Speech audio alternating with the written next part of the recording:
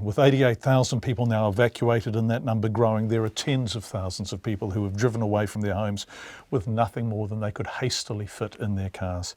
Watching this unfold, a group of new Canadians, the Syrian refugees the country began taking in last year. The government of Canada is resettling 25,000 Syrian refugees, and the first of them are now living there, having started from nothing after losing everything. It's a small thing in terms of the total aid and support coming in, but when Rita Kanchet saw images of the wildfire destroying thousands of homes, she turned to her fellow Syrian refugees on the Facebook page they use. What can we give, she said. A family from Aleppo, once Syria's second largest city, now even by Syrian standards a kind of hell.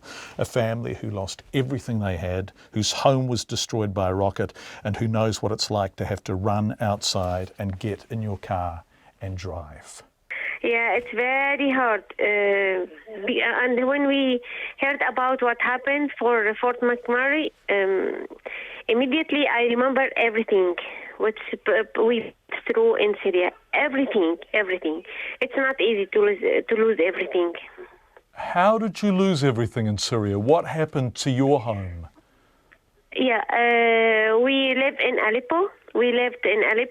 Me and my husband, my son. After that, it took place there. There are a lot of terrorist people fighting everywhere, blood destroyed, everything. So we go out of Aleppo with our clothes, and that's it.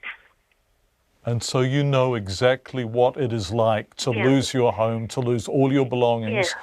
And so when this happened to people in Fort McMurray, what did you decide to do?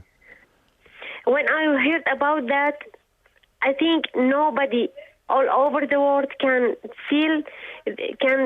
understand their feeling like us.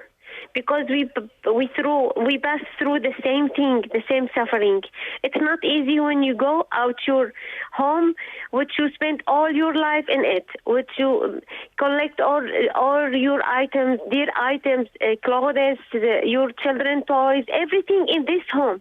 It's not only about the wall, the window, the door. It's about your memories there, about your everyday the details you live there. Everything there, even our wedding picture there, even our my son clothes, my son toys, our dear thing there. And when it's your life on dangers, you have to lift everything, to lift everything behind you and go. When I heard about what happened at Fort McMurray, I remember all of that, and I decide now I can do something. And when I arrived to Canada, a lot of Canadian people helped me a lot. Now it's our duty to help them, because when I were in need, they helped me.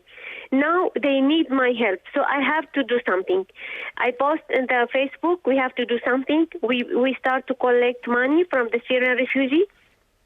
And today morning, we go to superstore and buy the basic thing like toilet paper, shampoo, water, bottled water, something like that. And Saturday, we will send them to Edmonton.